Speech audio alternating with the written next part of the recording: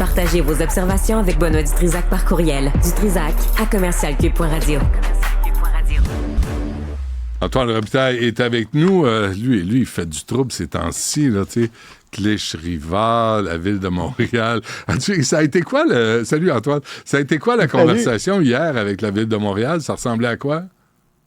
Ben, on m'a un peu crié dans les oreilles pour me dire que c'était vraiment un poste important où il y avait de nombreuses... D'ailleurs, Cybèle Olivier a fait un très bon texte là-dessus, oui, en incluant les précisions de la ville de Montréal, là, qui dit qu'il y a plus de 1000 employés, que c'est l'itinérance, que c'est l'accueil des demandeurs d'asile et tout ça. Donc, bon, c'est vrai, mais ça reste que c'est payé cher, là. Et on dit, bon, on m'a dit à la ville, mais c'est l'équivalent d'un sous-ministre ici à Québec. OK, mais il me semble que les sous-ministres sont pas autant payés que ça. Là, on a insisté. Oui, on m'a envoyé des données. Alors, écoute, mais il y a un exercice. Il y a un exercice à faire, Antoine, excuse-moi, là, mais tu sais, dans la presse aujourd'hui, on parle de 109 000 nouveaux fonctionnaires au fédéral. Je serais curieux de voir, il y a combien de nouveaux cadres dans l'administration Plante depuis son arrivée en 2017. Tu sais, il me semble que ce serait intéressant de connaître ce chiffre. Il y a des enquêtes à faire, puis je suis sûr que notre bureau d'enquête est érotisé actuellement avec ce qu'on leur propose. Oui, on va en parler à Jean-Louis Fortin. Oui. Hein?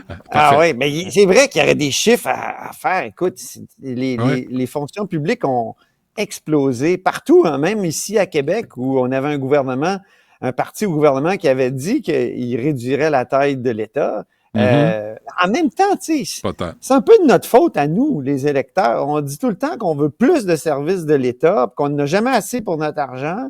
Là, on élit du monde qui disent, on va embaucher plus de monde pour faire plus de trucs. Puis je pense que souvent, c'est de la bonne volonté, mais l'administration étant l'administration, elle pense souvent à elle en premier. Hein? Et donc, dès que quelqu'un semble surchargé, on ajoute du monde. Ouais. Ça devient des méga machines puis des mammouths. Ouais. Là, il y a une mauvaise nouvelle pour Gabriel Nadeau-Dubois. Il a l'appui de Richard Martineau. Ça va pas bien. Bon? Je savais pas. Ouais. Oh. Ça va pas bien. C'est le baiser de la mort. C'est le genre d'appui que tu veux pas chez les Oranges. Pas tant. Non. Écoute, j'avais dit que je ferais plus de face parce que souvent, Cube, ils font des arrêts sur image, puis ils mettent ça sur Twitter. Je suis toujours de même. Ah oui? OK, alors je vais essayer d'être très placide dans mon visage. C'est ça. Écoute, c'est le rejet du pragmatisme, Benoît, cette lettre-là qui est parue dans la presse, pour ceux qui étaient pas là ce matin ou qui ont pas vu ça. Lettre importante, signée par de nombreux importants signataires, dont Catherine Dorion, puis on sent la plume de Catherine Dorion dans ce texte-là. Je sais pas si tu l'as lu, mais tu sais, c'est assez dur pour tout ce qui est notion de pragmatisme. Où nous mènera ce choix craintif de se tenir dans les limites du pragmatisme dicté par les élites médiatiques et économiques? Notre ambition est beaucoup plus grande que cela.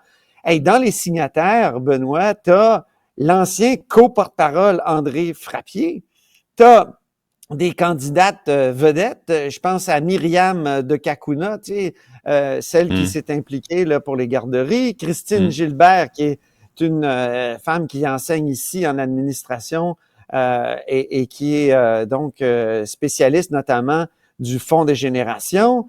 Tu sais, eux autres, ils disent, oui, on a toujours voulu prendre le pouvoir, contrairement à ce que Gabriel Nadeau-Dubois a dit, mais on voulait le prendre autrement, en suscitant un mouvement social. Puis et donc, c'est pas en étant finalement une autre teinte de gris dans les 50 teintes de gris au Parlement qu'on va prendre le pouvoir. Mais au fond, Benoît, je pense que c'est le boomerang qui revient au visage, malheureusement, de Gabriel Nadeau-Dubois. Il a fait toute une passe de judo mercredi dernier. Tu sais, au lieu de s'excuser puis de dire c'est triste qu'Émilie soit partie puis tout ça, il a décidé d'y aller à fond la caisse, hein, puis de mettre le gaz au fond, puis de dire je vais faire une diversion en parlant de l'avenir du parti, puis ça c'est clair que ça va changer la conversation. Oui, ça l'a changé quelques jours. Puis sur le coup, moi, j'écoutais mes amis journalistes qui disaient « Ouf, c'est un coup de maître, hein, c'est vrai. » Oui, mais il y a des lendemains qui déchantent, là, parce que ça a créé ça a ramené, je pense, des débats qui sont là depuis le début du parti. Je me souviens très bien, moi, par exemple, de Pierre Moutarde, qui était un des fondateurs, qui était un prof de philo ici à Limoilou, un gars très intéressant, spécialiste de l'Amérique latine. Il était dans les fondateurs de Québec solidaire. Puis il avait dit à un moment donné, je me souviens, à Françoise David, arrêtez de dire qu'on a des propositions chiffrées. Les chiffres nous enferment dans un certain pragmatisme et tout ça. Donc, c'est vieux, là, ces sujets-là. Mais en faisant sa passe de judo, je pense que Gabriel Nadeau-Dubois a ramené tout ça à la surface. Puis lui fait probablement le pari qu'une fois qu'on va arriver au Conseil national, on va étouffer tout ça. Puis j'ai entendu Manon Massé tout à l'heure dire la démocratie, dans 2 semaines, va prendre des décisions et ceux qui sont pas d'accord, ben ils devront partir. Oui. Elle a nommé l'indépendance, par exemple. Ça a fait beaucoup de déçus, ça, l'indépendance, quand ils ont pris le parti de l'indépendance. Mais en tout cas, c'est des heures difficiles, notamment pour Gabriel Nadeau-Dubois qui se fait traiter d'antiféministe. Là. Ça, je trouve que c'est fort le café. Mais il se voit chef de ce parti-là, le seul et unique chef de Québec solidaire. C'est comme ça qu'il se perçoit, tu sais. Puis là, il voit là, le niaisage, le co-porte-parole, puis là, elle prend pas sa place. Lui, dans sa tête, il sait où il s'en va, puis il veut devenir premier ministre. Oui, puis tu sais, quand tu regardes le programme, il y a toutes sortes de choses très délicates, là, tu sais, comme la nationalisation des forestières, la nationalisation des minières. Moi, j'ai posé des questions là-dessus en point de presse là dans ces derniers jours. Ouais. Puis c'est mardi, je pense. Et tu sentais là, qu'il marchait sur des œufs parce qu'il y a des gens qui y tiennent là, dans la salle, mais à Québec solidaire. Mais on dirait qu'il fait le pari, lui, que le parti a assez changé. Il y avait eu le livre de Catherine Dorion. Le premier essai, c'était la publication du livre de Catherine Dorion. Puis ils sont arrivés après ça au Conseil national. Puis il y a eu un appui de 90% des membres. Est-ce que ça va être ça cette fois-ci? Moi, j'ai l'impression que ça risque d'être différent. Puis qu'il pourrait se faire une sorte de Pierre-Marc Johnson, tu sais. Ouais. Tu sais, le Pierre-Marc Johnson, il se fait mettre à la porte parce qu'il est trop... et après un vote de confiance aussi, hein, il s'était fait appuyer, là. Donc, c'est possible aussi. OK. Commissaire à l'éthique, s'amende.